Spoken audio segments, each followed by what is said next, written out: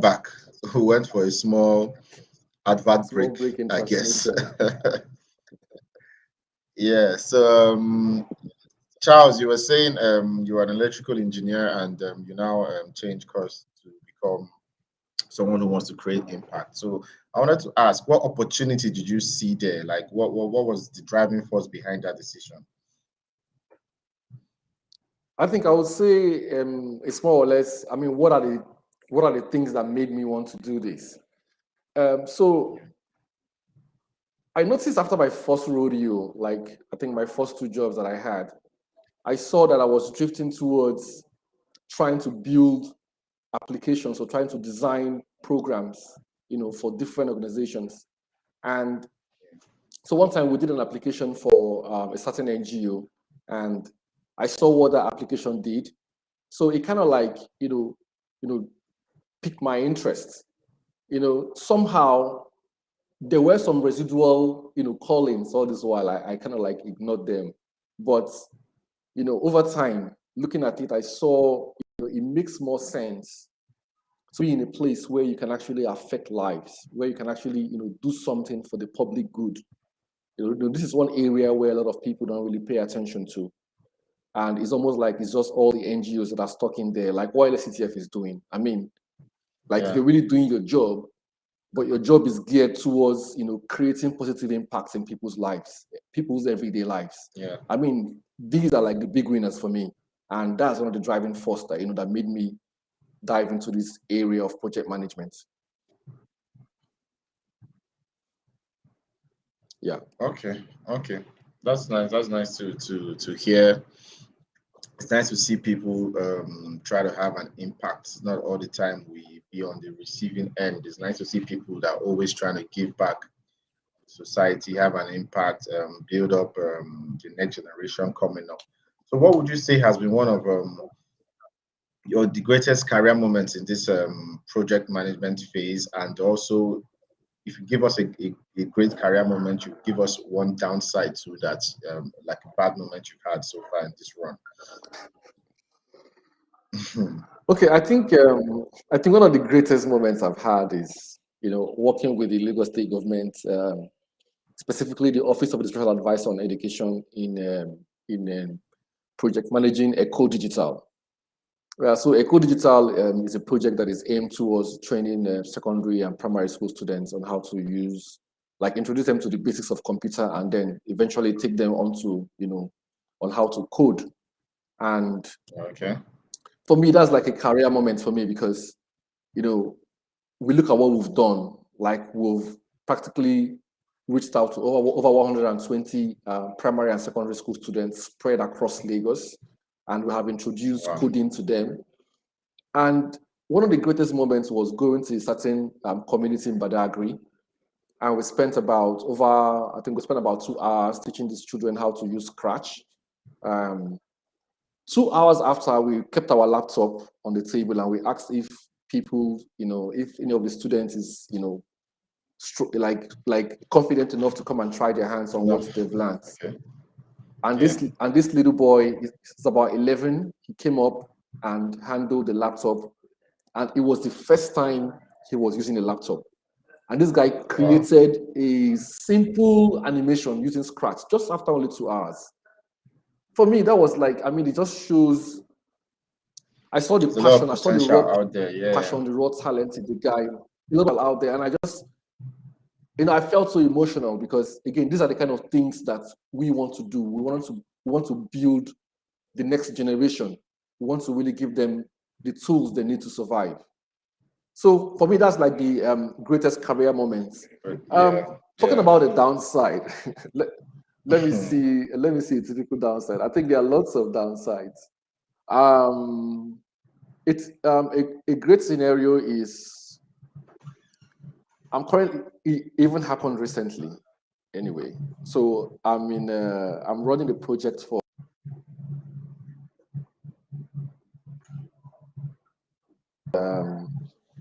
there were some there were certain deliverables that we're supposed to have.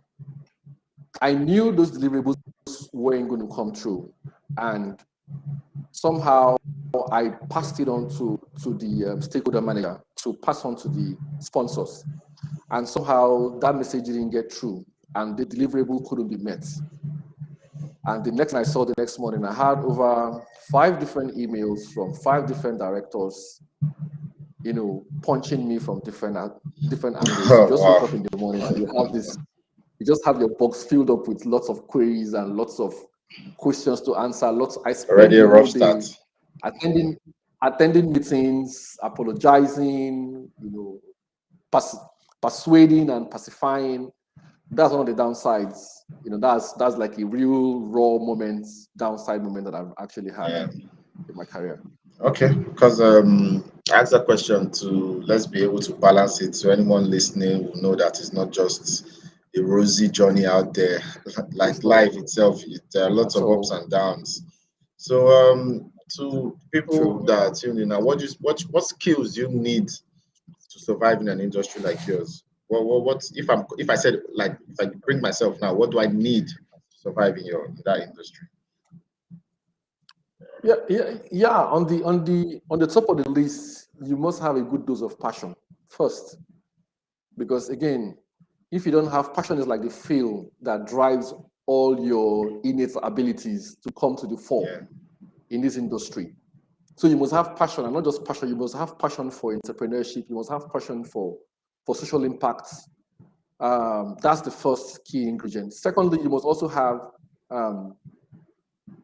again, I don't want to say good university degree, because again, anybody can really do this, but one, passion. Two, you must also develop the skills.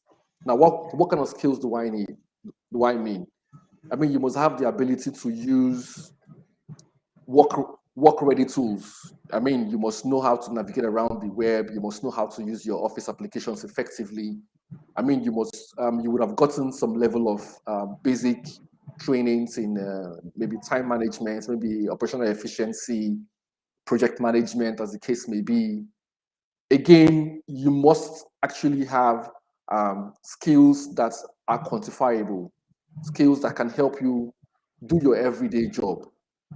Another good skill you can also have in this line of my job is you must also have patience, because when you work with lots of public sector agencies, patience is very important, because people tell you X and they are doing Y. If you're somebody that has a very short fuse, maybe you might light up the whole place. Make it here. It might be, yeah, and then you might end up creating more problems than even solving them. So patience is very key. One must also have a very good relationship management, because we feel in life everything is all about relationship. The way I treat you, the way I manage you is very critical to the success of whatever it is that we do. And in a nutshell, the last one I'm going to wrap up is I'm going to say you must have that ability to function under pressure. Trust me, when things get heated, you need to really be at your game, and that means being able to handle multiple inquiries, handle multiple expectations. You're able to also balance stakeholder expectations and make sure that what you're trying to sell is in line with what you can even deliver. So this, I can say, are the few skills that you can put under your belt to venture into this arena. Okay, thank you. I hope anyone listening out there is taking notes to all the P's. You need your passion, you need your patience, you need your time management skills, you need your relationship management skills, so that we know it's not easy on any career path, but it's also good to like have someone like Charles give, how will I put it, tips and tricks to survive in this line of work.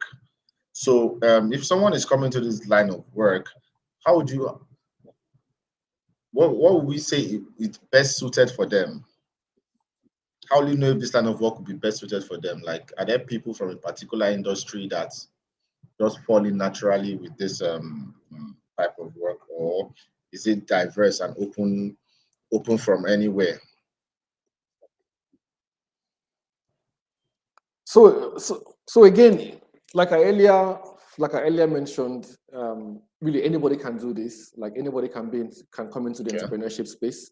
Anybody can be a project manager, because again, at the center of your life is project management. How you come to work every morning is project management. How Yes. you cook your food, how you go to the market, every single thing you do is project management. So that means it's actually open for everybody to come in. Now, in the line of Okay. social impact, so you want to really be in the social impact industry, how would you know if it's suited for you? It's something that you would feel deep inside your soul that this is the area where I want to be in. Because I've had colleagues that have come on board and, excuse me, and they've come on board, and over the space of 2 months, you just know that they're not cut out for the role. You just see it. It just sticks out like a sore thumb. And how would you know that? You will know if somebody is not cut out for this when there is no empathy. Because don't forget, it's social impact. You are really dealing with people that are not at your level.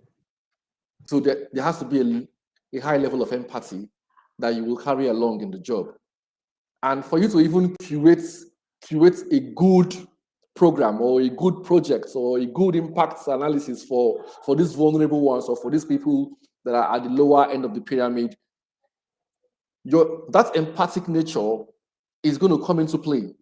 That would help you see beyond where you are. So you have to really swap the table around, look at the world from their own shoes. So you have to be seeing the world from their perspective and design something that will meet their needs. Very, very critical. It's like solving a challenge in the world. It's like solving a problem. So if you don't stay from the point of the problem, you will see the solution, but you might see a solution that is high-ended. But when you look at it both ways, stand from the perspective of the person who's building the solution and also stand from the perspective of the person who you're building it for, then you have a 360 view of what you want to design. And this is very critical in my line of work. So if you're not able to see things from a holistic perspective, if you don't have empathy, you will not be able to do something like this. All right, Charles, thank you. That says a lot. You need to have empathy. You need to be able to see things from different points of views, different paradigm shifts, so that you can understand where people are coming from. So, if I ask, what are some of the greatest lessons you've learned so far in this line of work and what you do? One I've learned that everybody is unique in their own way. Everybody has something in them that they can offer. Um, I mean, take it for free. I have worked with different persons from all over the world, and I can say everyone is unique in their own way. Is a great lesson for me that I've picked up in the course of being in this industry. The second lesson I've learned is the lesson of treating everybody with respect. It's a lot of times people happened to me in my earlier years. I kind of like put people on a ranking system. The people that are higher, you tend to give them more respect, and the people below the lower line, you tend to want to treat them with levity. But one of the lessons I've learned is treating every single person with respect, irrespective of the position, irrespective of the cadre. I would always treat everyone with respect, and the reason is because everybody is important, and everyone has a role to play. As a project manager, even the cleaner in the office is important in the execution of the project, is important in our everyday activity, because that single banana peel that is sticking out on the floor is going to affect your mental, has a way of giving you a mental shift. So very important is one very good lesson I've learned is treating everyone with respect. Everybody, I treat everyone with respect. I think those two lessons are something that I will pass on to my children. I will always carry it, till the end, because they've actually helped me in life. Okay, thank you. Treat people with respect, have empathy. I hope people are noting down the key things you need to have this kind of impact, social impact. So, when you come, let's say a typical day, what's a typical day for you? What's a successful day? What makes you happy that you've created impact? What are the things you like to see? I say, okay, today we've had that, created that impact that we want to create. What goes on in a typical good day? A good day is results. You wake up in the morning like this morning, grab a cup of coffee, and jump into your car, get to the office, and you lay out your plan on the wall. You have like for me, I have a whiteboard just close to my desk, and having ticking off different items since on Monday, and then you come back and you see all the items you've ticked up, they are reducing. For me, that's like a good day for me at work. You don't want to come to work and after spending all the time you spend, you're still trying to crack one nut, and you go back home and you still have that nut to crack the next morning. That's one more job for you to carry over till the next day. So a typical day is actually, your colleagues are out there giving you the support that you need. You have everything working in perfect condition. You have a good internet. So you can make calls like this and be in meetings. So That's some shit. Okay. So we can knock it off. So you also asked a good day. Yeah. Okay. So when people have mentors or are listening about a certain industry, at the end of the day, we still need to realize that we're in Nigeria and people want to know how lucrative is this business. Okay, how much do you smile when you go home at the end of the month, at the end of the week? How lucrative should they drop their tools now and start running into this business? Come to you guys for trainings. How lucrative is it? I will tell you it is very lucrative. Let me tell you how it's lucrative. The industry of tech and innovation and project management is worth over $1 trillion industry. Take it from me. For example, what LSTF is doing currently, we've trained over 250 persons for LSTF in cybersecurity, cloud computing, and software engineering. I'll give you a typical story. So there was a guy that just passed through our system. You guys brought them on board and they were in our academy, and we trained him on software engineering. Again, when he was going for his internship, and I told him how much we were paying. So we were paying him, and the company was paying him around 35,000, 40,000, and he was complaining. I told him, listen, stay in there, just stick in, learn it, just on all the things you've learned in class, put them into 4, bring it to the 4, and follow through. Today, that guy is earning 250K. This was a guy that came from, he just finished school, by the way, luckily got the LSTF scholarship program, came to our academy. So just within a space of 6 months, and you learned software engineering and you're very good at it. And you can see, I can tell you in the next 2 years, that guy will be collecting at least $3,000 if he can grab a remote role, which is very open these days. The industry pays well. As a project manager in Nigeria, probably if you're very good, you come to a company like ours, or you go to maybe use USAID, you are in FHI 360, or you are with the Refugees Council, you get paid in dollars. So it's a very lucrative industry. Every single day, there are projects going out every single day in this country. An NGO comes in and they are launching a project. Who best to handle those projects? And those projects are geared towards training young people. Those projects are geared towards, developing talents around certain areas. Those projects are geared towards delivering healthcare to vulnerable people. So the industry is, it's very robust, and it's something that generates lots of funds going back and forth. If you're here listening, and you're not in tech, please have a rethink. Jump on board. Charles has rung the bell. He has made a clarion call to people that you need to be in tech.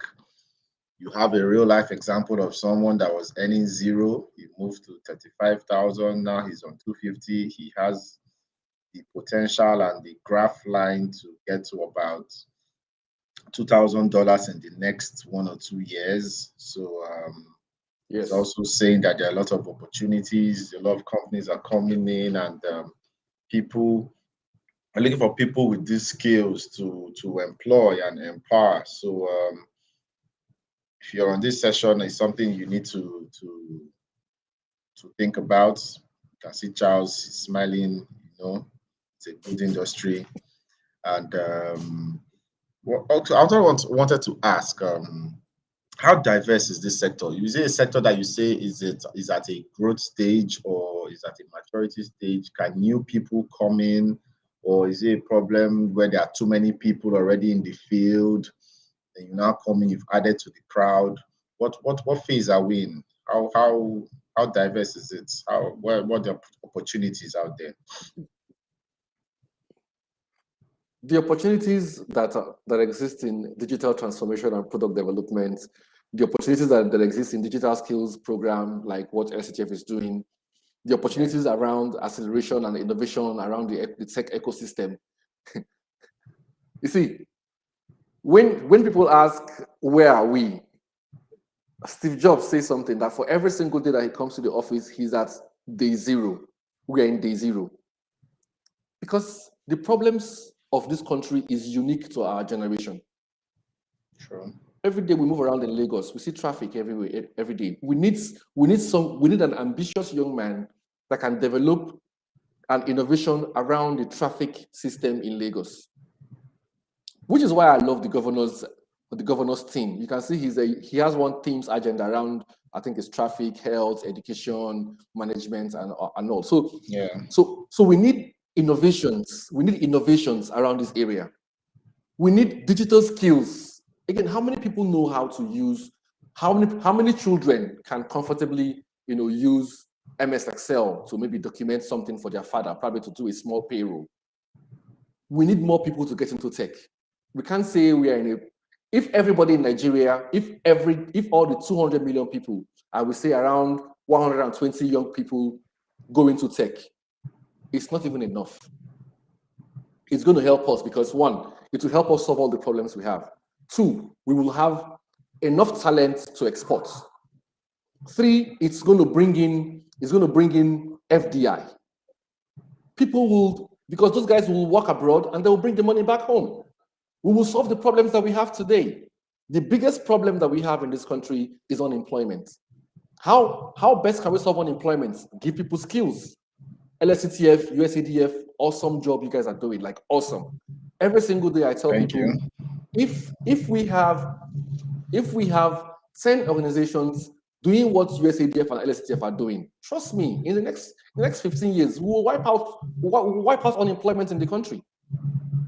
So we can't say the industry is already choked or we are at the stage where we are crystallizing.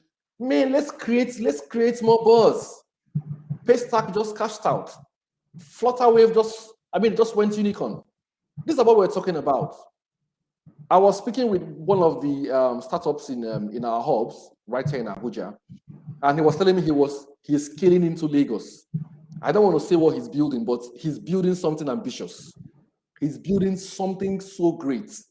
And this is what gives us passion every morning. When we wake up in the morning and you understand that there's somebody that has designed a program that can solve a particular problem. So please, the industry is virgin. We need everybody to come on board. Okay, thank you. You could hear the passion when he was speaking there. You can see that there's a lot of space. People are cashing out. There are also a myriad of problems. There's so many things that tech hasn't solved yet. For Lagos State is an example. We can see all the things that we feel are not optimal. So we need a lot of people to still come into this space. There's space for everybody. So there's space for everybody, and we need more people to pick it up at an early age. We need more people to think out of the box. We cannot continue to solve our problems the same old ways and expect that there will be any change. So we need to use, like, one of the keywords for Loftyinc is innovation. We need to use that innovation. We need to harness it. So we're almost coming to the end of the session, Charles. What parting words would you have for anybody who's tuned in today? What advice? What steps should they take? Just your parting words for them. Okay. First of all, I will say a big thank you to USADF and LSCTF for packaging a program like this, because if you guys didn't package this, then we'll not all be here. So special thanks to you guys, and also thanks to what you're doing. You guys are doing the right things. Keep it up. I'm a big fan of what you guys are doing. Then to people that are listening, it's very important that you understand that your destiny as a person lies in your hands. Every single decision you make every day leads to your destiny. You have the chance to start now to write a new story for yourself. And that story involves, what is it that I have that I can use to solve a problem? That's the first question you should ask yourself. By the time you answer this question, you will see that there are certain skills that you need to add to yourself that will help you solve that problem. So it is very important that you get digital skills. If you don't have it, please try and get one. If you don't know how to navigate the web, or you don't have any, join the LSCTF school. Again, it's being displayed here. Apply for a program. There are lots of programs that you can get into that will help your life. And that is the starting point. Then as you move on, the program also offers you mentorship, offers you internship placements. By the time you are being mentored, you get placed on internship, you jump into a real organization, then you can prosper. If you're also someone who's already working, I mean, always see your job and ask yourself every day, how much am I, giving out to people that are not as experienced and exposed as I am? Join the train. We must learn to give out.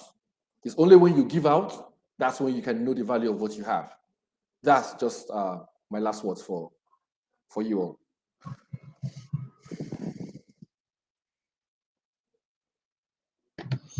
Okay, thank you so much, Charles. I don't think anybody would have listened to you now and not grabbed something this would have been 30 minutes well spent for anybody who tuned in today. So we're grateful for that. Maybe we'll answer a few of the questions. And also, you also said a big thank you to LSCTF and USADF. So we're clapping for ourselves. Thank you. Please do. You guys deserve it. Yeah. So the link is there on the session. You can see it is on your screens. You can register for any of our tech courses below. You can check our website, which is lsctf.ng. You can check our Instagram handle. You can check our LinkedIn. You can check our Facebook. From any social media that you're watching us from now, at Instagram, we're at LSCTF. On phone, you can call us 0170969. That's 017000969. You can call us. Oluchi says, how do I send my page pitch deck? Is bringing Dropbox. Oluchi, you can send us a message and we'll reply you. I would like to enroll. How do I go about it? Banks, Yusuf. Yusuf, I think if you look on your screen, you can see that we have the link for the tech courses. So yep, it's there again. LSCTF and USADF enrollment link. We have people like Charles who have a wealth of knowledge to pass down, and they're actually enthusiastic about teaching more people.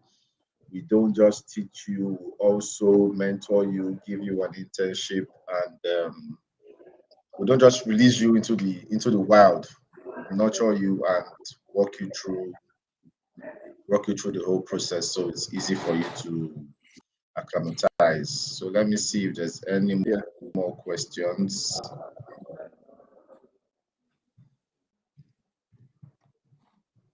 If there are no more questions, Charles, I think I want to thank you for your time. It was a pleasure. We Thank you so should do much. this more with you and your company. So thank you for your time. Thank you so much, Ikechukwu. I really appreciate it. Thank you.